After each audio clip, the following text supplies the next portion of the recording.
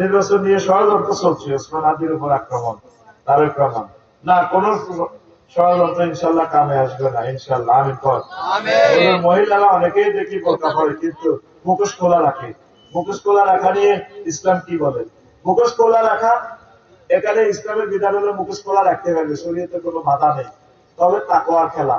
সৌন্দর্যের আপনার রানী হচ্ছে, রাজধানী হচ্ছে চেহারা। এই জন্য এটা দেখে রাখবে। কাবা শরীফে অনেক আমদানি মুখ খোলা রাখিও তাওয়াফ করে, এরা 100% শরীয়তে ঠিক আছে। আবার অনেকে মুখ দেখে রাখে, তো এটা অপশন দুটোই আছে। ফেতনা, এখন যেহেতু ফেতনার যুগ, আম্মা মুখটা ঢেকে রাখবে। মুখ ঢেকে রাখলে তো চোখগুলো কত সুন্দর দেওয়া যায়, ঠিক নেই? তারপরে বেড়ালা সিটিং বেড়ালা চোখ দিকে যায়, চোখ যায় এবার ঠেকের দিকে ঠ্যাং মোজা লাগাইলে আলটার দিকে, ঠ্যাংও তো দূর, সৌন্দর্য তো।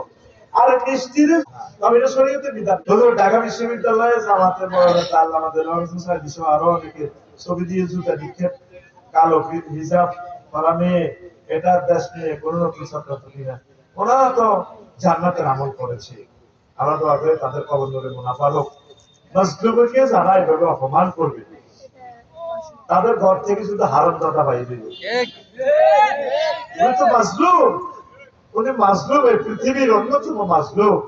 সে মাজলুম কবরে চলে গেছে,